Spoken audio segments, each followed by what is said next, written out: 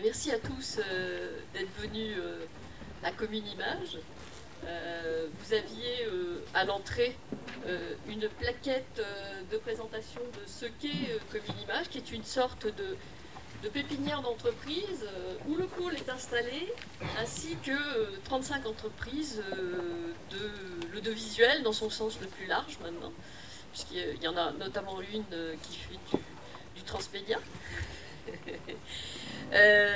Alors, on entame aujourd'hui avec deux partenaires qui sont TU, ça n'a rien à voir avec la CTU, c'est la Transmedia Immersive University, représentée aujourd'hui par Jérémy Pouillou et Oriane Huard, et un autre partenaire qui est Nicolas Bailly de Touscoprod. On entame donc un cycle qui est consacré au multi-écran, avec comme deadline dire, produire et interagir. Alors, on l'a appelé le multi-écran pour essayer d'échapper aux explications cross-média, transmédia, etc. et d'être tout de suite dans le vif du sujet, à savoir produire des écrans avec un langage, une grammaire adaptée à ces différents écrans. Le but de ce cycle, à qui ça s'adresse, soit à ceux qui dans la salle sont déjà sur des programmes transmédia, mais qui aimeraient se perfectionner ou disons plus pragmatiquement avoir un vrai réseau, ce qui aujourd'hui est encore un peu embryonnaire. Donc on a imaginé un cycle d'information, de formation, de développement à l'innovation et de networking.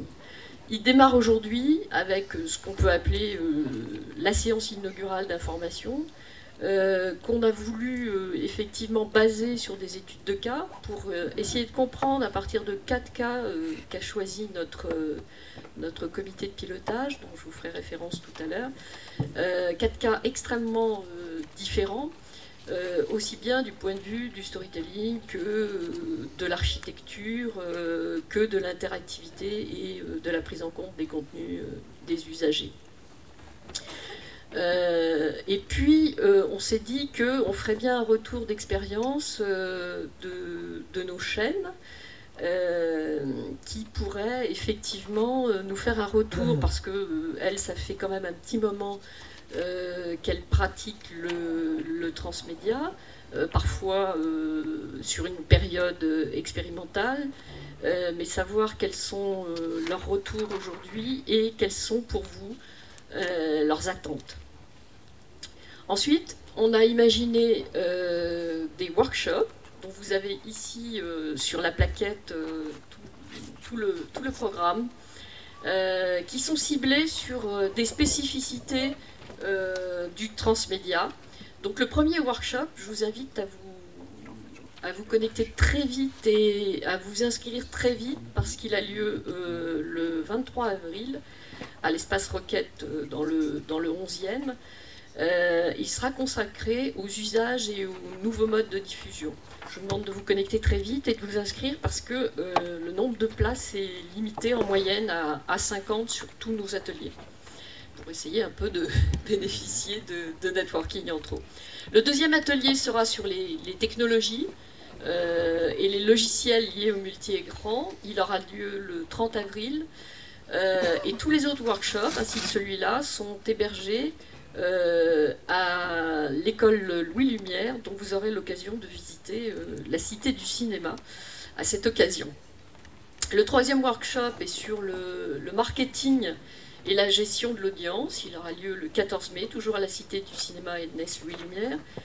Le quatrième workshop sera consacré à ce qu'on a appelé monétisation et financement, puisqu'on n'aura peut-être pas l'occasion d'en parler beaucoup aujourd'hui, mais plus que le financement, les modèles économiques les plus émergents aujourd'hui sont ceux qui sont plutôt de l'ordre de la monétisation, avec le brand content et le crowdfunding.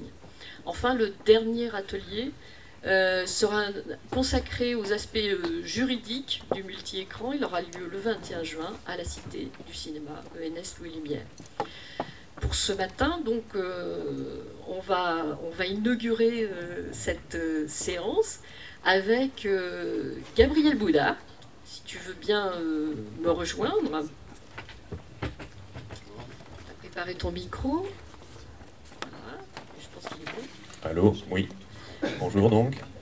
Et Gabriel Boudard fait partie du cabinet Sofrecom. Certains d'entre vous connaissent déjà Olivier Landau, qui anime le think tank consacré aux transmédia à Cap Digital. Et donc Gabriel fait partie du même cabinet, spécialisé entre autres dans les médias et nouveaux médias.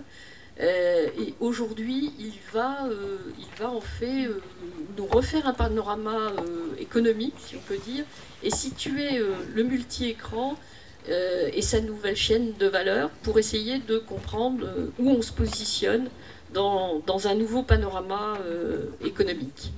Voilà, je vais passer la parole à Gabriel.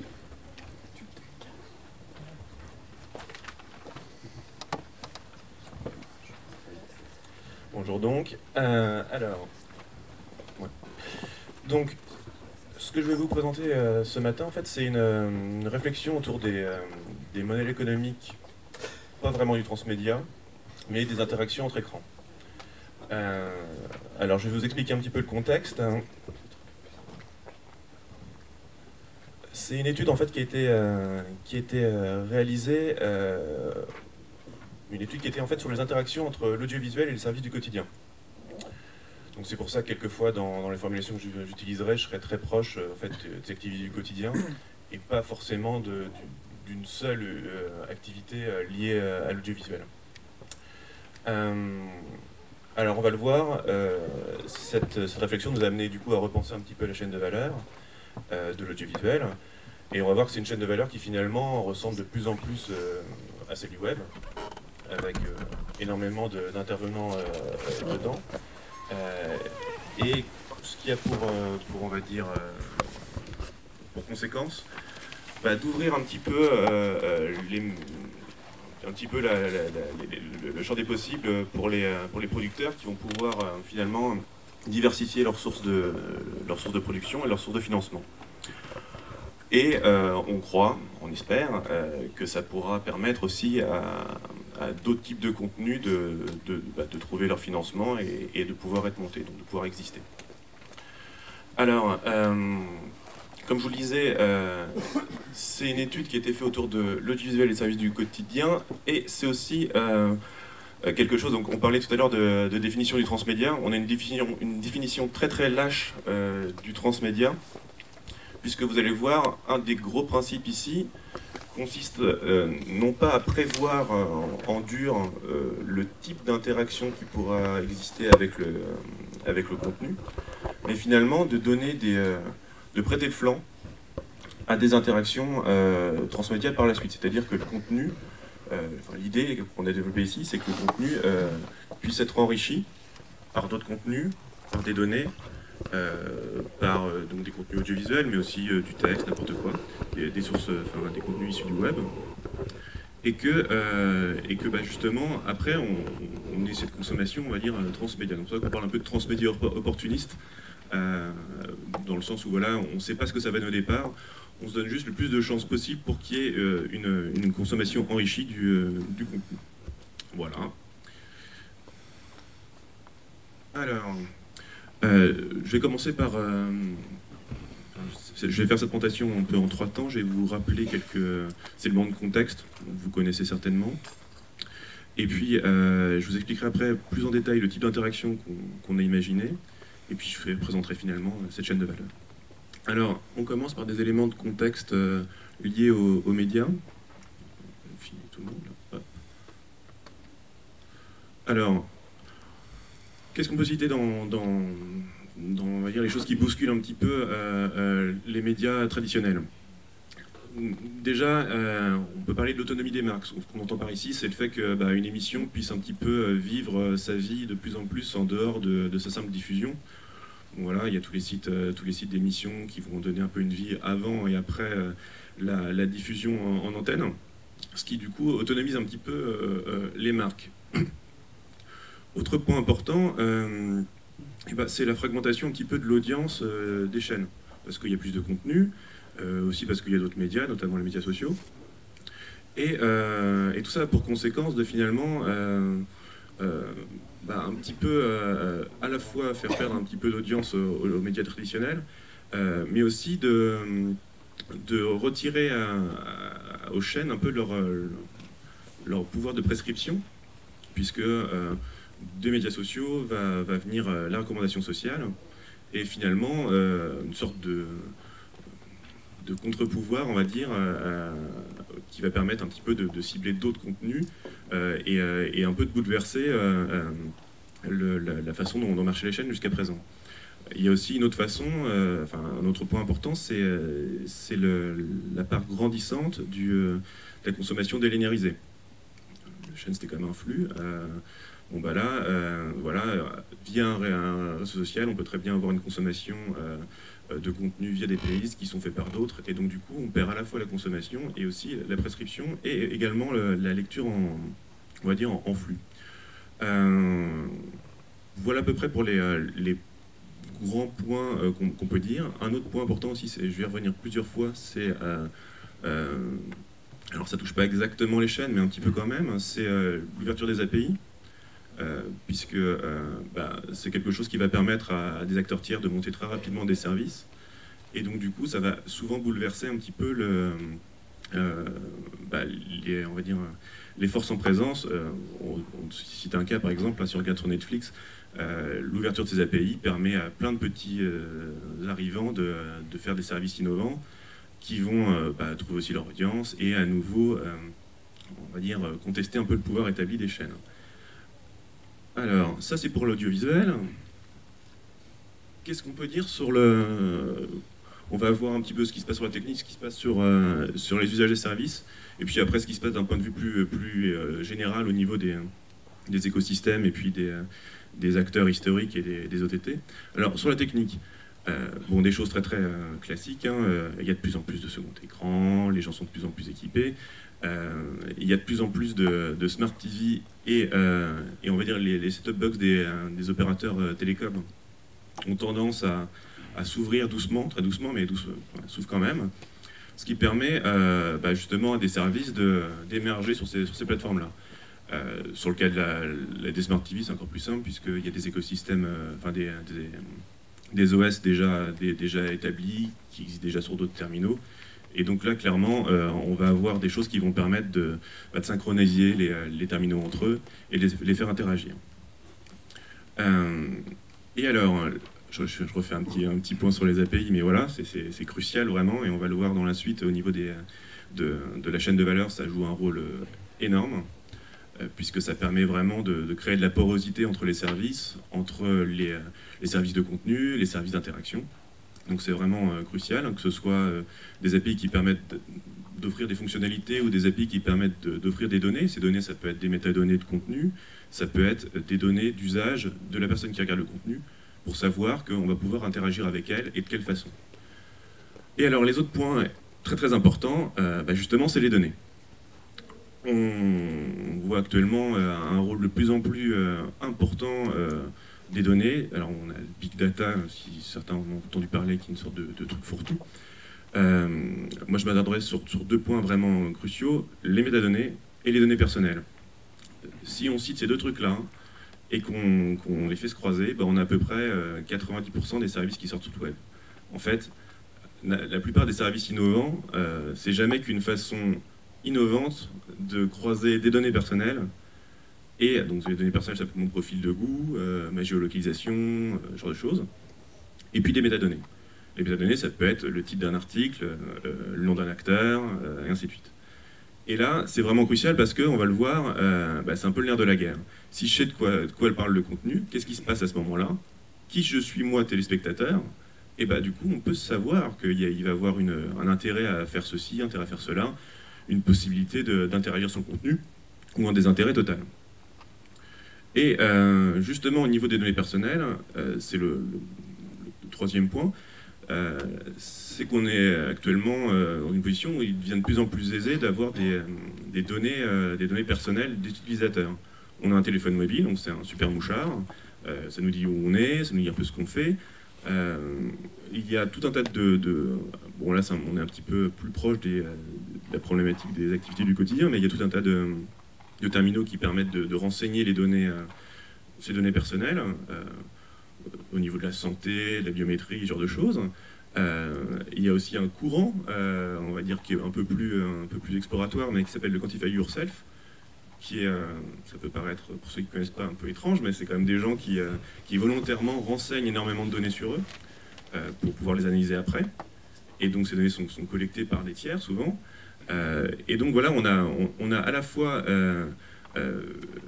ces API qui permettent l'interconnexion entre les services, et puis ces données personnelles qui deviennent vraiment très très faciles à avoir, à l'insu ou pas des gens. Mais enfin bon, quand on regarde le succès de Facebook, même si c'est pas à l'insu des téléspectateurs, enfin des utilisateurs, voilà, on a énormément de contenu.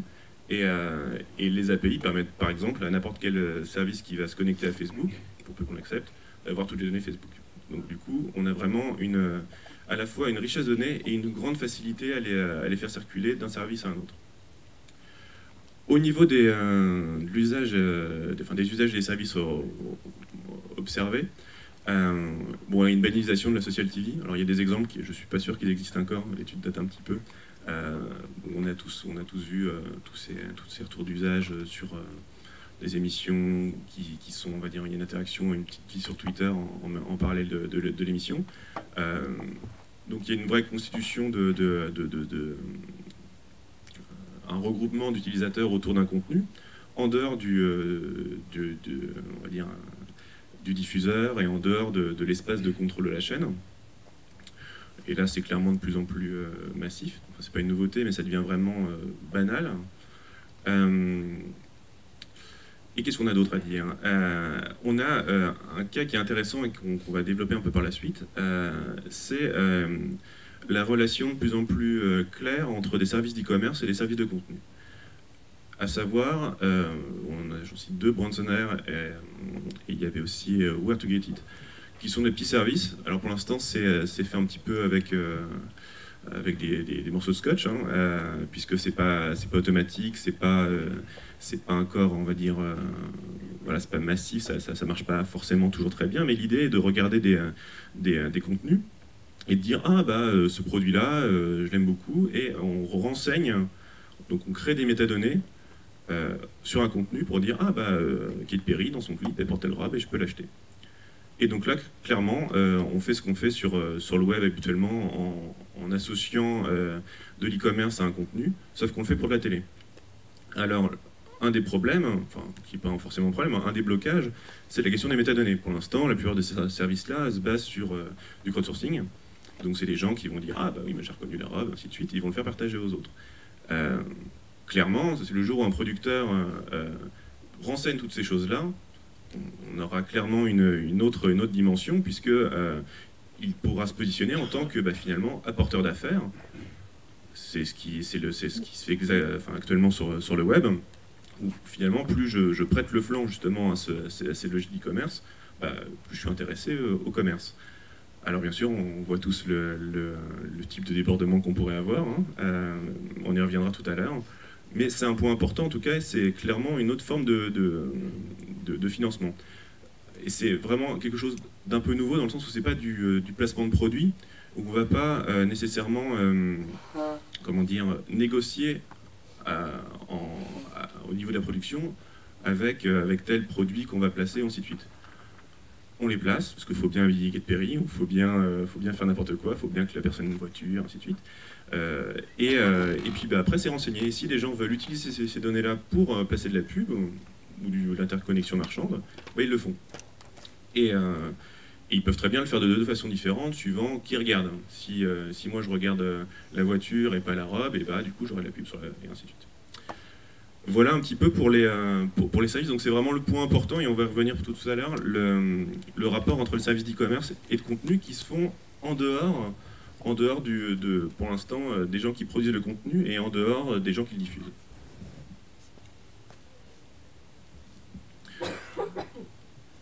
Alors maintenant, des évolutions plus, on va dire, écosystémiques, un beau tableau, avec finalement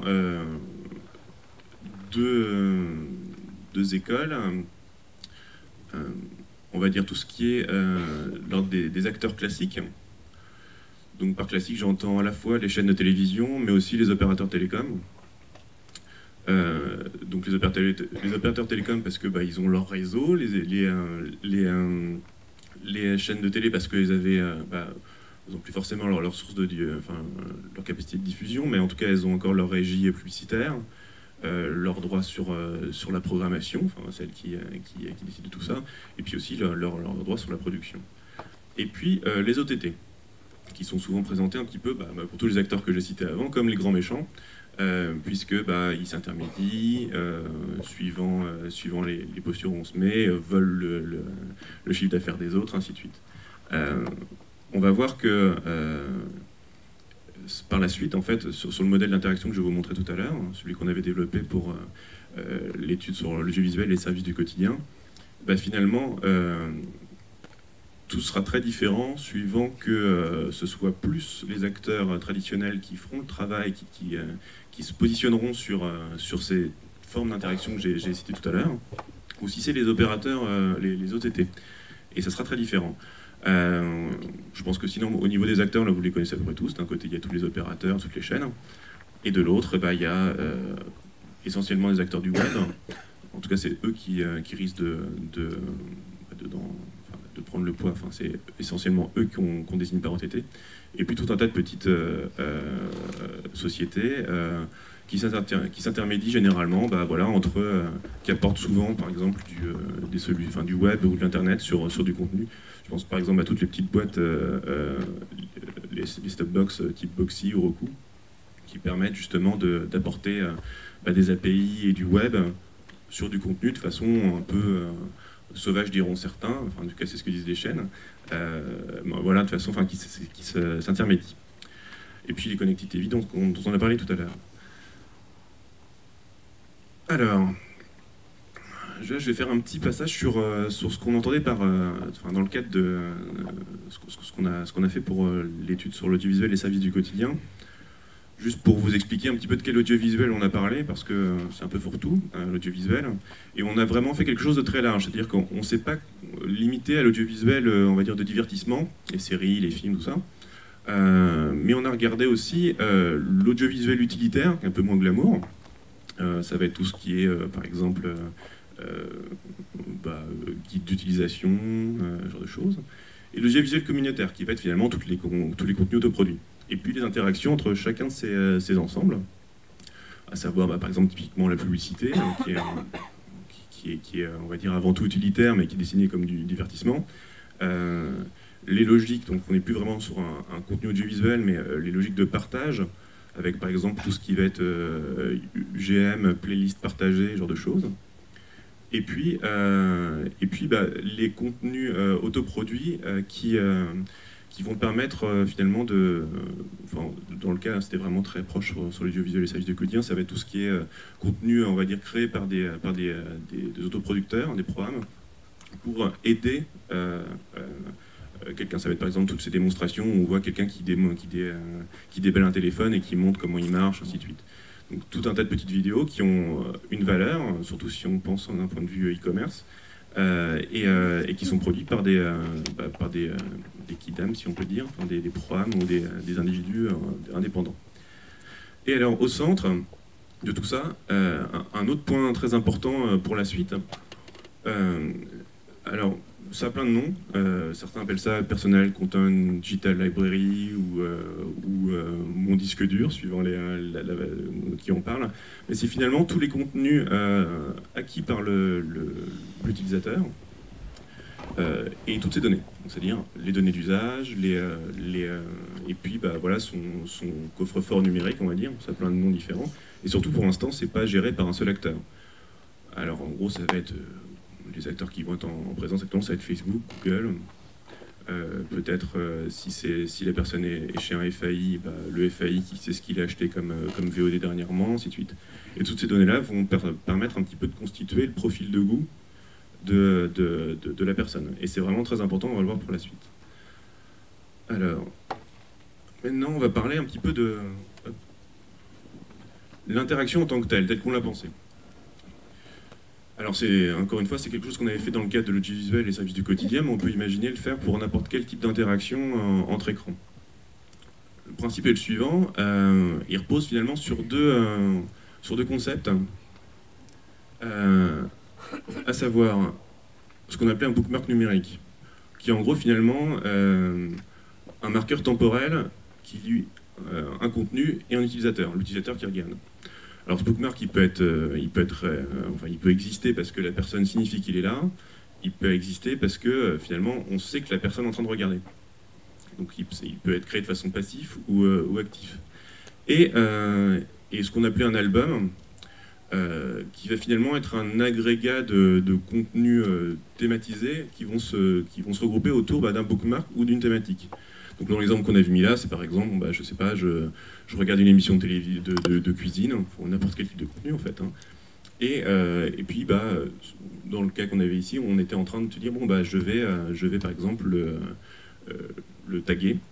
Donc on crée un bookmark audiovisuel et un système, quel qu'il soit, ça peut être le système qui est sur la télé connectée, ça peut être l'opérateur, ça peut être n'importe qui, ça peut être l'application compagnon d'une chaîne de télévision, va garder ce bookmark-là et va utiliser divers moyens, donc notamment les API, pour enrichir ce bookmark-là. Et donc du coup, lorsque un élément de la vie du quotidien ou une autre forme de consommation, une autre forme d'activité, ça peut être aussi regarder la télé à nouveau, hein, va venir et va rentrer en collision avec ce bookmark-là, hop, on va pouvoir lui ressortir, c'est logique ces données liées à l'intérieur, on va pouvoir lui ramener, on va dire, son album. Et donc du coup, enrichir le contenu qu'il regarde avec l'album, qui est donc une somme de contenu agrégé. Donc il faut imaginer que toutes les logiques sont un peu possibles ici, puisque ça peut très bien être par exemple ce qu'on appelait la relation rétro-transmédia, c'est-à-dire le fait qu'on crée du transmédia alors qu'il n'y en avait pas avant, on l'a créé avec l'enrichissement dont je parlais tout à l'heure. Il peut être immédiat. Ça peut être quelqu'un qui regarde un contenu et qui dit « Ah, donne-moi des informations là-dessus ». Et parce qu'on sait que je suis fan de tel ou tel...